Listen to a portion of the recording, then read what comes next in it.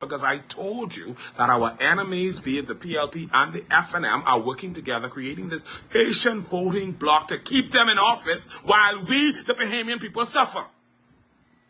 Because how Haitians get on our voting register if it ain't for the PLP and the FNM?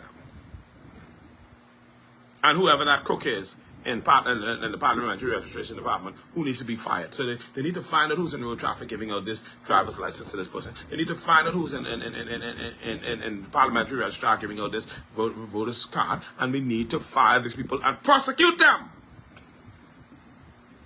We got to prosecute them. Prosecute the person who's selling driver's license in road traffic. Prosecute the person who's selling voter's cards in the Parliamentary Registration Department. Our country's in trouble. They're taking over. Anyway, listen to Eddie Lexion case. A man has been jailed after he pleaded guilty to having a forged voter's card and driver's license. 31-year-old Eddie Lexion pleaded guilty to possession of forged documents at his arraignment before senior magistrate Anishka Isaacs. The court heard Lexion presented the bogus documents to a manager at the National Insurance Board on May 20th. The Bacardi Road resident was charged with 2 counts of possession of a forged document and 1 count of uttering a forged document.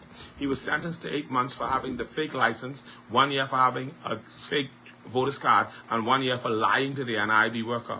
The sentences will run concurrently, so he will spend a total of 1 year in prison. Lexion will then be handed over to the Department of Immigration for deportation. And he needs to be deported. You understand? He should have been sent to Haiti so he could serve his sentence over there, because we don't need him here. You understand what I'm saying to you? We in trouble. And then I just saw a video where they say we got, at Bahamas, we have 115 immigrants to every 3 Bahamians working at that property. 115 immigrants to every 3 Bahamians working at Bahamas. They're getting our documents, they're taking our lives, they're taking our privileges, and they're pushing us aside. That's what's happening. We're in a crisis.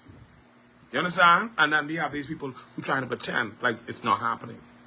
The Fred Mitchells of the world who's saying that people have to be careful about the statements that they make in relation to when allegations are made that passports are being sold left, right, and center of the passport office.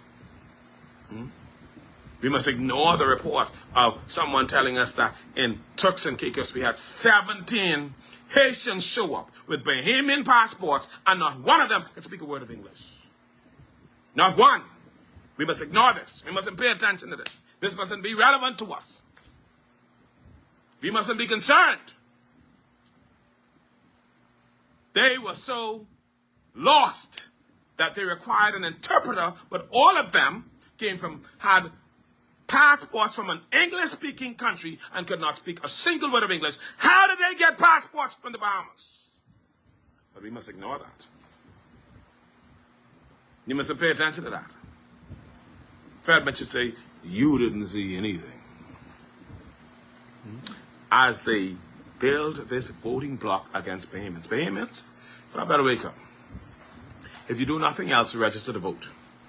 Register to vote. If that's the last thing you do, you have to register to vote. And I know you're frustrated, and I ain't gonna lie to you, I didn't participate in the last 2 elections because I was frustrated.